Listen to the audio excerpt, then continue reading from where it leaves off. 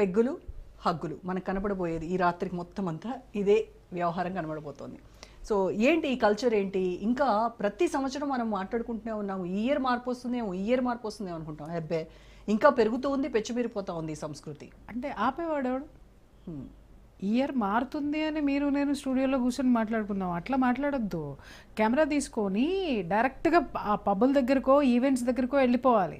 వెళ్ళి ఎప్పటి నుంచి ఈవెంట్ స్టార్ట్ అయిన దగ్గర నుంచి తెల్లవారుజామున ఆ ప్లేస్లో ఒక్కొక్కళ్ళు ఖాళీ అయిపోయేంత వరకు చివరి మనిషి వరకు మాత్రమే కాదు, ఆ వెళ్ళేటటువంటి వాళ్ళు ఎలా వెళ్తున్నారు, వెళ్ళేటటువంటి ఆడపిల్లల పరిస్థితి ఏంటి, అక్కడ మగవాళ్ళ పరిస్థితి ఏంటి, అసలు ఎవరితో వస్తున్నారో ఒక డ్రైవ్ పెట్టండి. ఎన్ని సంసారాలు రోడ్డు మీదకి వస్తాయో, డివోర్స్ కేసులు అవుతాయో నేను చెప్తాను.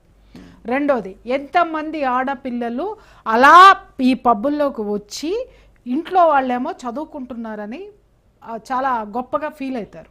బట్ ఇక్కడికి వచ్చిన తర్వాత ఎంతమంది పేరెంట్స్కి ఇక్కడ ఈ పిల్లలు ఈ విధంగా చేస్తున్నారు అనేది అర్థమవుతుంది. రెండో విషయం ఏంటి అని అంటే, అసలు ఈ కల్చర్ ఎక్కడి నుంచి వచ్చిందండి? ఈ తాగడం అనే, సరే న్యూ ఇయర్ అంటారా, సరే ఇంటర్నేషనల్గా వస్తుంది, దానికి నేను యాక్సెప్ట్ చేస్తాను. నువ్వు హ్యాపీ న్యూ ఇయర్ అని చెప్పుకో, ఏదో సరదాగా ఉండు, ఏదో ఇంకా చెప్పాలంటే 9-10 దాకా రోడ్డు మీద అట్లా ఒక రౌండ్ వేసుకొని రా బైక్ తోటి, హ్యాపీగా ఉండు. ఈ పప్పు కల్చర్లు ఏంటి అసలు? ఈ దరిద్రమైనటువంటి ఇదేంటి? ఇందాకమ్మా షాపింగ్కి పోయినా నేను, అక్కడ మన షాపర్ స్టాప్ వెళ్తే అసలు నిజంగా ఒక్కొక్కసారి ఒక ట్రయల్ రూమ్లోకి, అంటే నువ్వెందుకు వెళ్ళావు నువ్వు అడగచ్చేవో నన్ను, నేను కూడా షాపింగ్ చేసుకున్నాను న్యూ ఇయర్ కానీ కాదు.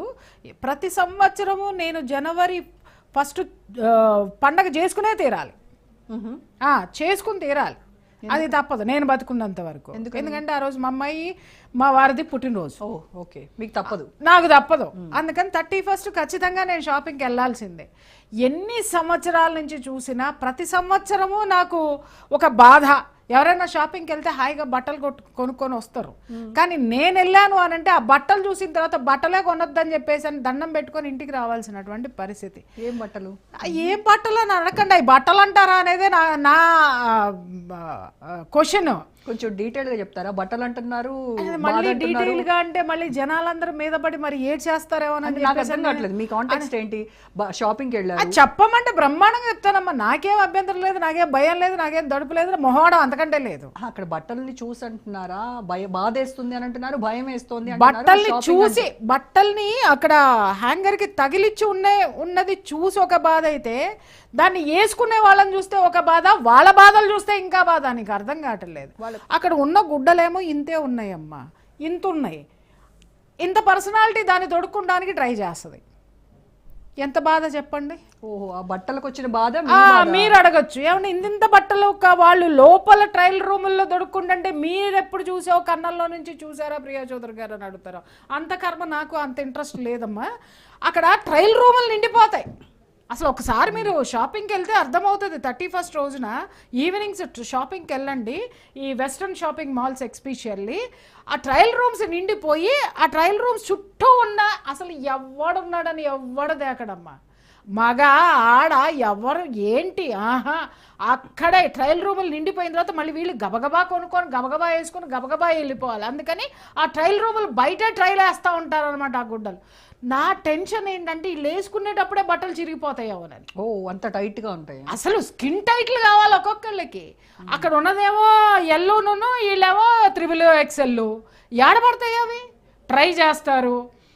ఇక ఇవన్నీ దారుణాలు చూసిన తర్వాత నాకేమనిపించింది అనంటే, వెనకటికి నేను చదువుకున్నాను నా దేశ చరిత్ర, ప్రపంచంలో బట్టలు కట్టనటువంటి సమయంలో కాలంలో నా దేశం పట్టు వస్త్రాలు నేసిందంట. అలాంటి దేశంలో ఇలాంటి గుడ్డలు చూడాల్సినటువంటి కర్మ పట్టింది ఏంటా అన్న బాధ. మీకు కనిపించిన వాళ్ళందరూ ఏ ఏజ్ గ్రూప్ ప్రియా చౌదరి గారు? వాళ్ళు అమ్మ టీనేజ్ నుంచి 14 ఏళ్ల నుంచి 40 ఏళ్ళ వరకు ఉన్నారు. ఇప్పుడు నేను చెప్పిన శాలరీలు సైజులు మాత్రం అమ్మ 30 నుంచి 40 అమ్మ. ఓకే, సో నాకు అర్థం కాని విషయం ఏంటంటే, పోనీ నువ్వు అన్నట్టు టీనేజర్స్ వెళ్ళారంటే అనుకోవచ్చు వాళ్ళు ఏదో జోష్, వాళ్ళ చదువులు అనుకో, లేకపోతే వాళ్ళ కల్చర్ అనుకో, ఒక వెస్ట్రన్ కల్చర్లో వాళ్ళు అడాప్ట్ చేసుకొని ఉన్నారని అనుకో. వీళ్ళకేం పోయే కాలం అమ్మ, 30 ఏళ్ళు 40 ఏళ్ళు వచ్చిన వాళ్ళకి కూడా వాళ్ళు కూడా ఇంత బట్టలు తొడిగి పైకి లాగి కిందకేసి ఒక్కొక్క అమ్మ 10 డ్రెస్సులు వేసి ఆడ బారేసి ఇక దెబ్బకి ఈ సంవత్సరంతో నేను ఆలోచించింది ఏంటంటే రెడీమేడ్ బట్టలు కొనకూడదని. అంటే వాళ్ళు వేసుకొని వేసుకొని ఉడదీసి ఆడ పడేస్తున్నారు మళ్ళీ